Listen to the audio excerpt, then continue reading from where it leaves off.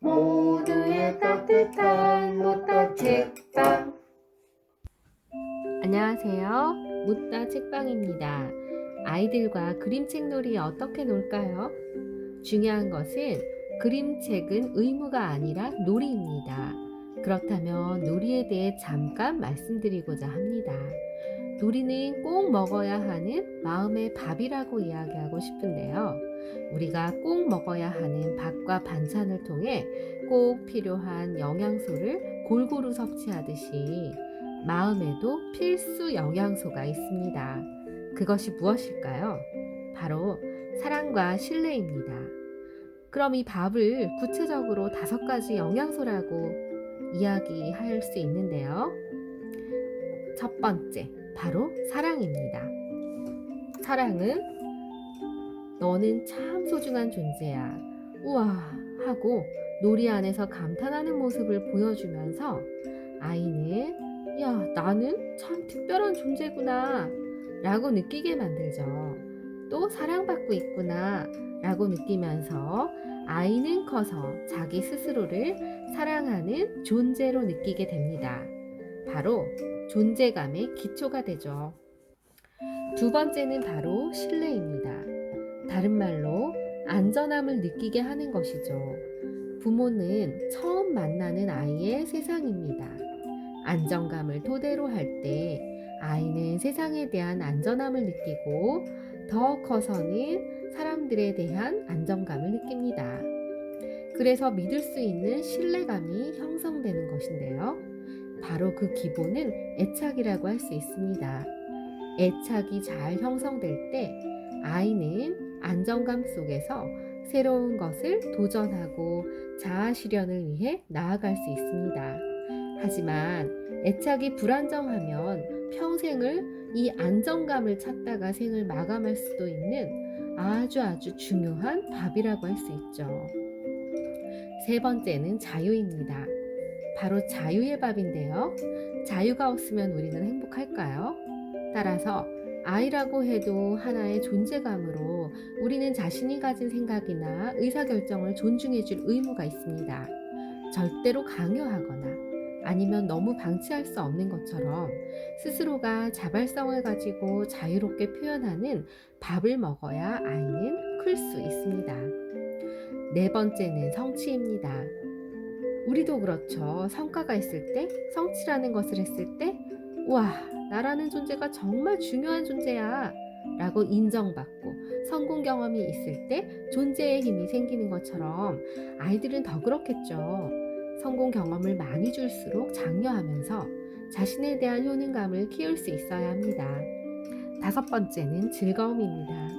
세상에 즐거움이 없이 살아간다면 얼마나 불행할까요? 모두 연관되는 말이지만 이 즐거움을 통해서 아이들은 놀이에 몰입할 수 있고 과정 안에서 즐거움과 행복을 느낄 수 있습니다. 이 5가지 중에 하나라도 부족할 때 우리는 살면서 결핍이 생깁니다. 그러면 그 부족한 영양소 밥을 지나치게 계속 먹어도 배가 고프고 더 먹고 싶어 합니다. 따라서 우리도 이 5가지 밥을 잘 먹고 사는지 항상 보살펴야 합니다.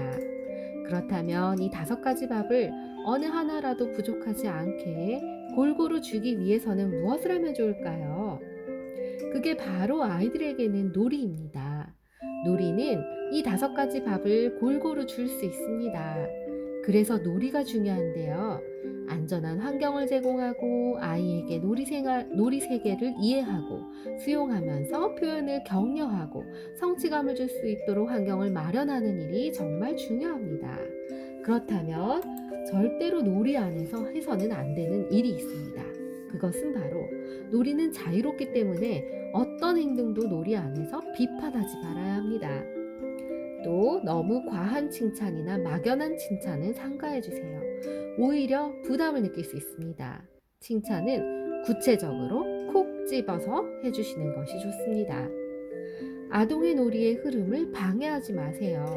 절대로 시간 안에서 충분히 놀이 세계에 들어갈 수 있도록 이렇게 해라 저렇게 해라 지나친 개입은 위험합니다.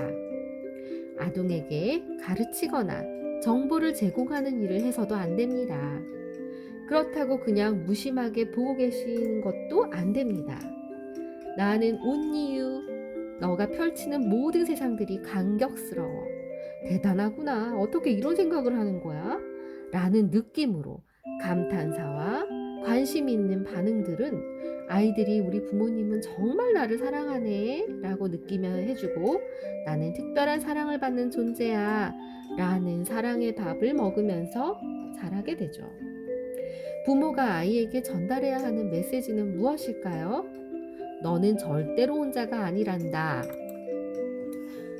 너의 모든 것에 나는 지지하고 함께 있단다. 또 나는 너의 말을 듣고 본단다. 모든 것에 관심은 너에게 있단다. 나는 너를 이해한단다. 그래, 너의 마음이 이렇구나. 너의 마음을 충분히 이해해. 나는 너를 정말 소중하게 여긴단다. 이런 메시지를 주어야 합니다. 그럼 아동에게 절대로 전달하지 말아야 할 메시지는요? 내가 너의 모든 문제들을 다 해결해 줄게. 이건 위험합니다. 모든 책임을 아이가 부모에게 물을 수도 있어요. 성장을 방해합니다. 나는 너를 무조건 행복하게 만들 책임이 있단다. 이 역시 아이 스스로 느끼는 감정과 주도성을 잃어버릴 위험이 있습니다. 아이가 성장할 수 있는 경계선에 개입하면 더 이상 클 수가 없습니다. 나는 너를 이해하기 때문에 너와 무조건 동의한다. 절대로 안 됩니다. 셋 다 경계선에 대한 이야기이지요.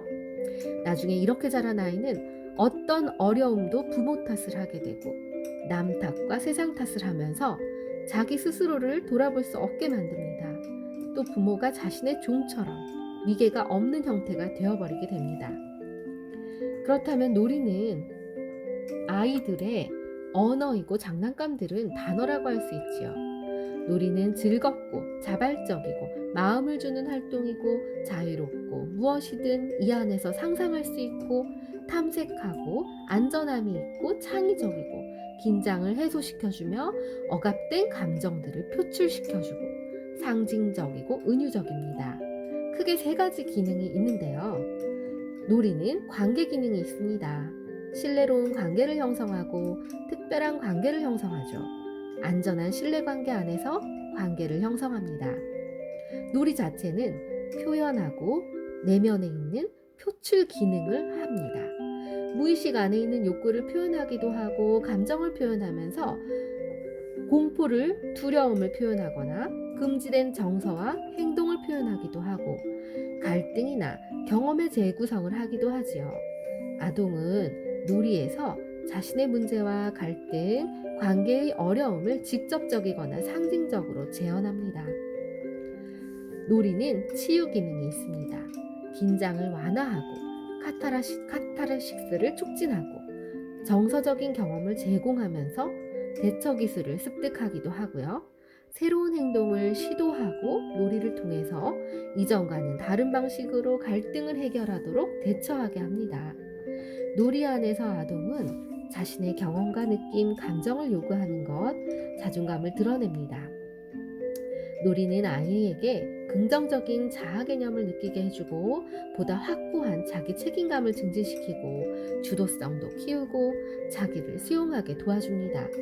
자신을 더 신뢰하게 해주고 자기 결정 능력을 발휘하면서 자아 통제감을 경험하게 해주고 창의적인 대응력을 갖게도 해줍니다. 무엇보다 놀이는 스스로 성장하기 위한 본능입니다. 그렇다면 부모는 잘 놀이를 할 수 있는 환경을 만들어주는 일이 제일 중요하겠지요. 스마트폰에 빠져서 행동과 경험으로 놀아야 하는 결정적인 시기에 아이들이 놀이의 기회를 많이 찾지 못하는 것은 안타까운 현실입니다. 무엇보다도 그림책을 통한 마음껏 상상하며 놀이를 할 수 있는 환경을 만들어주면서 스마트폰보다 더 재미있는 놀이의 기회를 줄 수 있는 계기가 되면 좋겠다라는 취지에서 만들었습니다. 그림책으로 마음놀이 많이 시청해 주시고 아이들과 함께 시도를 해 주세요. 감사합니다.